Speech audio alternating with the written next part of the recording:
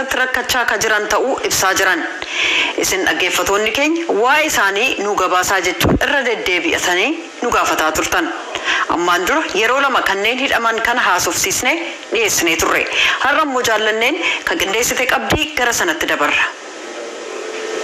Ijoollee isaanii lama waliin hidhaa keessa akka jiran kan dubbatan haati tokko abbaa warraa isaanis addatti hidhamanii akka jiran dubbatu.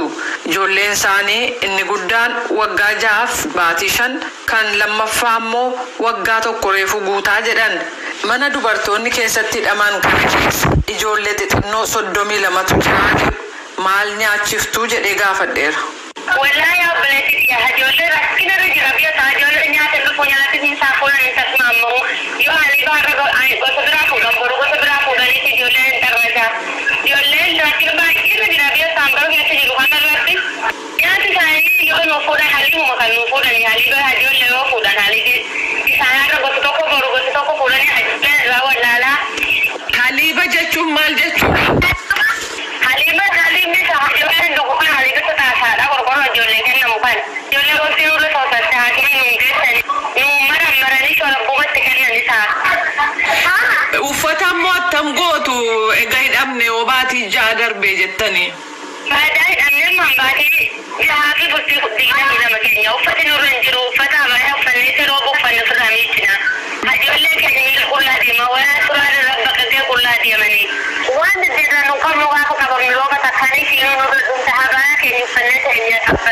ربنا تقبلنا في شيء وانفن وانقم وعرابنا ورجوش ورجم ويركا فكان لرد إذا كان ربك تقبلنا إذا كان فقولا سنة ولا نور تتفير الشيء فعلا لقنا سرقا نموش وميكنا بانقوبة سنخانا أمبات تكارك نوافتين ديوكو بعدها فكنا أمبات نبرد ديوكو مالي ميجاتو يامو وفت بشان ما بيجانا بلتي سامنا نجور سامنا كمين سامنا يورسني مدلها تقوه بنا مالي رجيف كمو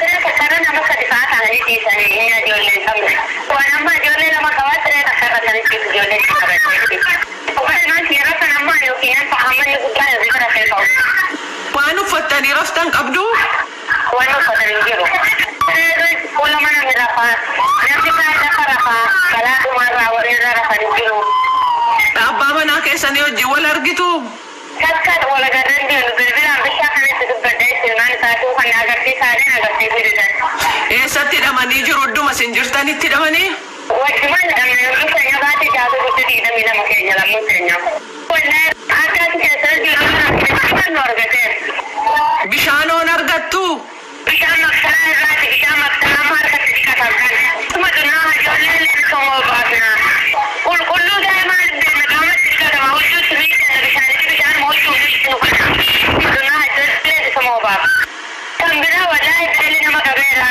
أنا مكبيرا هورا والله دائجيرا نمركتو جرابيا تابيلا نمركتو ركتو جرا ميقاتاتو أنت كيسا وكاتو كفيسا تنجر مينما جباكي تابيلا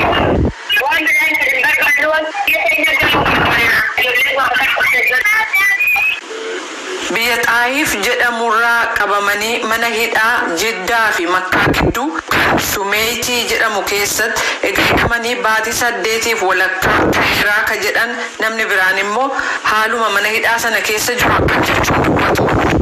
Taata bukeessa dhamari salamaa fi afurtamaa hidhamee jirra.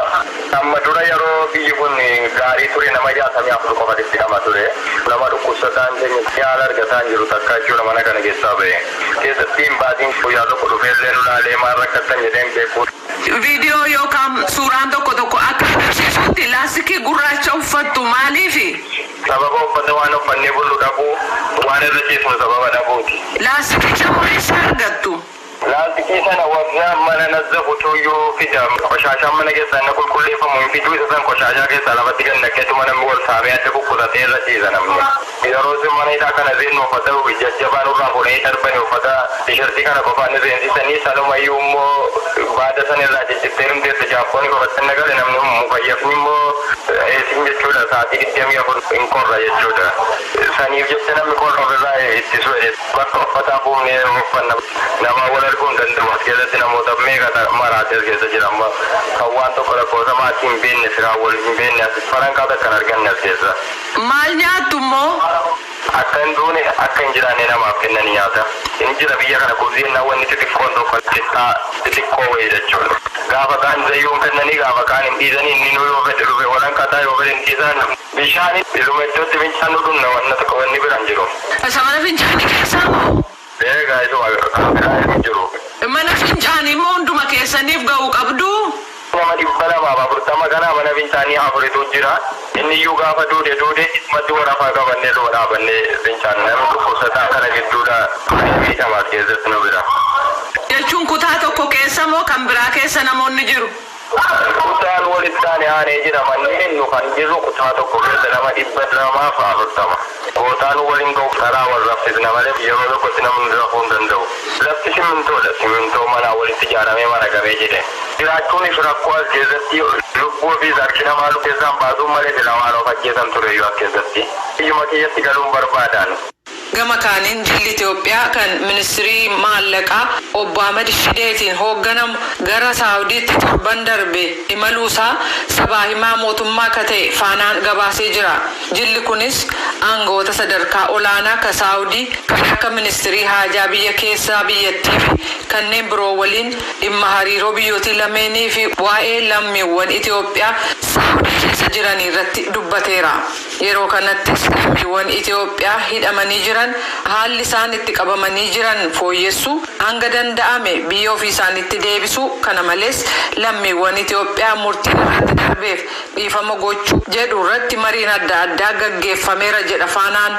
Mariin kunis lammiiwwan Itoophiyaa Saawudii keessatti rakkataa jiraniif furmaata waarinsa qabu argamsiisa jedhamee kan eegamu ta'uu faanaan gabaaseera. Himata hidhamtoonni dhiyeessan kanarratti deebii argachuuf jecha Saawudii kan jiru embasii Itoophiyaa akkasumas waajjira ministirii